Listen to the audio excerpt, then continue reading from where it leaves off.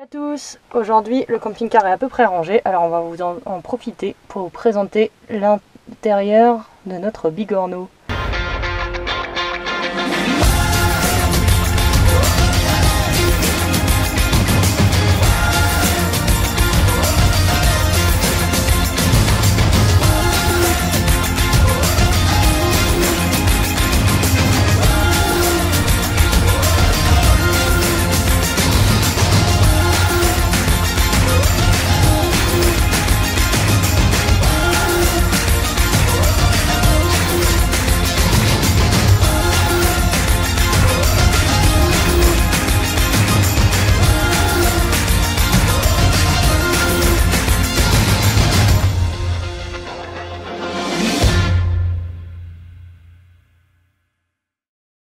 Voilà, je vais vous emmener faire un petit tour à l'extérieur et sous le camping-car, dans les entrailles, voir un peu à quoi il ressemble.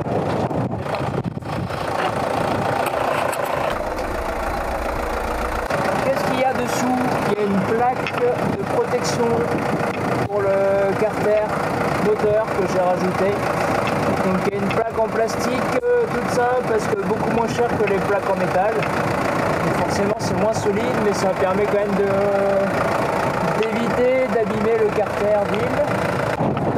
Là j'ai fait un rangement pour mettre deux jerrycans d'essence que j'ai enlevé parce que là ils sont remplis et quand ils sont remplis ça fait trop de poids. Donc juste dessous là on a là-dedans le Webasto, donc c'est du chauffage diesel que j'avais ajouté. J'ai mis une plaque en métal par-dessus pour le protéger un peu de l'extérieur. La ligne d'échappement là. Ici la prise d'air et l'alimentation en gasoil donc qui court tout le long du véhicule. Là-dessous qui va jusqu'ici où on a la pompe et qui vient piquer directement sur la ligne de retour gasoil des conducteurs avec un petit filtre que j'ai ajouté. Alors parlons un peu de camping-car à l'extérieur qui fait à peu près 6 mètres de long, un tout petit peu moins, 5 mètres 90. On ne voulait pas plus pour pouvoir passer un peu partout et il est assez haut, pareil pour pouvoir passer dans les chemins et sur les pistes. Et surtout c'est un propulsion, donc c'était pas mal pour les camping-cars puisque tout le poids est à l'arrière. Et à l'arrière du camping-car, on a une carte, de travers d'ailleurs. On a mis un tracé de notre itinéraire général et ça c'est super cool parce que ça permet en fait dès qu'on s'arrête d'expliquer aux gens ce qu'on fait, même quand on parle pas la même langue, ils comprennent tout de suite.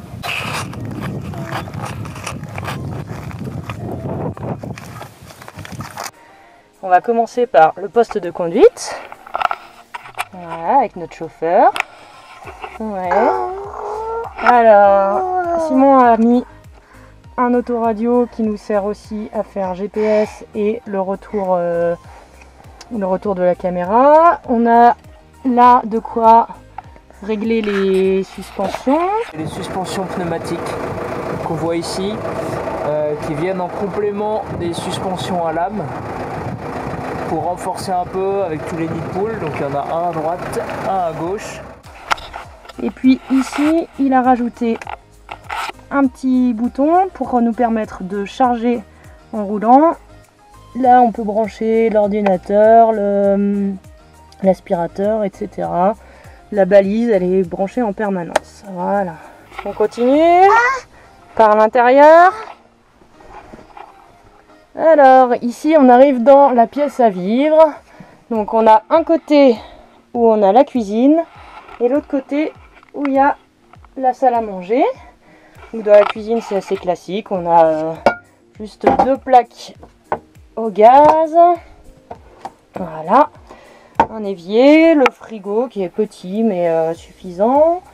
Et puis un peu de rangement ici et ici. Voilà. Il cuisine quoi là? Ah, une surprise. Une surprise, ok. Bonne ou mauvaise la surprise? Bonne, toujours bonne. C'est toujours de la bonne surprise. Et là, on a un élément assez central dans le voyage, c'est le filtre à eau. Donc c'est un petit investissement au départ, mais ça nous permet de boire l'eau du réservoir, même si on la remplit dans la rivière, dans un lac ou même dans l'eau des chiottes. Donc c'est plutôt pas mal, ça permet d'éviter de se trimballer des bonbonnes d'eau potable à acheter régulièrement. De l'autre côté, on a donc la banquette pour papa et maman pour manger et le côté des enfants. Là, sous cette banquette-là, on a encore des rangements. Voilà. Au-dessus, on a des rangements, mais là, on a mis de ce côté-là des livres et le matériel photo, vidéo. Et ici, on a de quoi faire l'école, de quoi faire des petits bricolages et puis des jeux de société. Alors, on avait... Normalement, il y avait un coussin là. Simon et Anaé ont construit un meuble pour ranger des affaires. De l'autre côté, comme ça, quand il roule, Anaé, elle peut prendre ses petits jouets, ses petits trucs, dessiner. Voilà. Et tout autour, on a mis des photos, des cartes de chez nous, de la famille. Voilà, pour monter le moral des jours de grisaille. Et ça a aussi l'avantage, le gros avantage de déstabiliser un peu les douaniers quand ils rendent un camping-car pour fouiller. Donc les photos de bébés, des familles, des gens qui sourient, ils n'ont pas trop l'habitude, du coup ça, on sent qu'ils sont un peu déstabilisés. C'est pas mal parce que je pense que ça limite la durée de la fouille, n'est-ce pas? Un petit calendrier journalier, et c'est bien pratique. Merci Maureen. Maintenant, on va passer à la capucine, la chambre des parents. Donc là, c'est notre lit. Et puis, pour ranger nos affaires, on a rajouté des petites caisses en plastique qui tiennent pile poil la taille qu'il faut. C'est super pratique. Voilà, on va continuer dans le couloir. Là, la poubelle, des petits filets pour ranger. On a une grande penderie pour y mettre des vêtements, des chaussures, des sacs. Dessous, on a le chauffe-eau. Ça nous prend beaucoup de place. C'est dommage, on peut rien ranger. T'as quoi d'autre dans ta chambre? Le lit de Matisse. On peut regarder le lit de Matisse? Oui. Ah ouais, bon là c'est un peu le bazar. Hein. Parce qu'il y a quoi sur le lit de Matisse? Il y a les affaires d'hiver en plus. Et pour pas qu'il tombe, qu'est-ce qu'il a Matisse? Une barrière. Un filet et deux filets arrière. Le deuxième filet, paf, qui se met comme ça. Comme ça il peut pas tomber. Et alors dans ta chambre il y a quoi? Bah, des placards. Oh, il y a plein de jeux aussi là. Une boîte à musique. Ouais. Il y a des jeux dans ton lit ou pas? Il y a des aimants. Des aimants, tu me montres? C'est tout ce qu'il y a. Ah ouais. Et puis tu peux accrocher tes photos Oui. et tes dessins.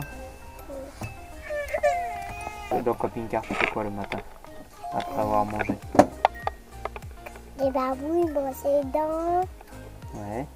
Et après, m'habiller. c'est où tes vêtements? Tu me montres? Ah ouais. Tous tes vêtements et les vêtements. Chaussures. Ah, et les chaussures en bas. Ouais.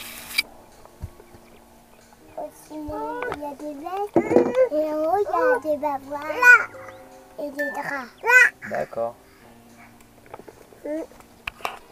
Et on finit par la salle de bain, classique, avec la douche. Et puis les toilettes qui nous servent pas. C'est des toilettes classiques de camping-car avec une caissette, sauf que j'ai rajouté un système SOG. On va extraire l'air de la caissette des toilettes et la rejeter à l'extérieur. via un petit ventilateur de PC et un filtre. Donc ça s'allume tout simplement là. Et ça permet d'éviter de mettre du produit chimique dedans. Donc de pouvoir jeter les toilettes, vider les toilettes un peu n'importe où, plus facilement. Et là, super important, c'est notre machine à laver. Donc comment ça marche? C'est un bidon type bidon de canoë étanche, dans lequel on met de l'eau, les vêtements, un peu de lessive, on met aussi des petites balles de lavage. On ferme le tout et pendant le trajet, quand on roule, ça secoue et ça lave le linge. Et après, on les sort et on le pend dans la douche avec un système. Là, j'ai rajouté des petites barres de fixation, donc c'est des barres à rideaux Ikea. Ce qui est sympa avec les biwacs, c'est que tous les jours, on a une vue différente. Alors, quelle est la vue ce matin?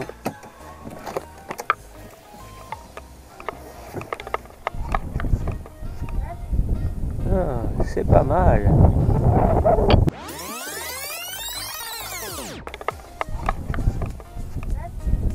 Ah, c'est pas mal.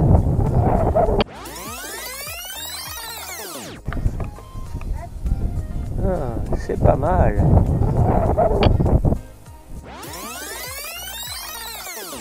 Et voilà.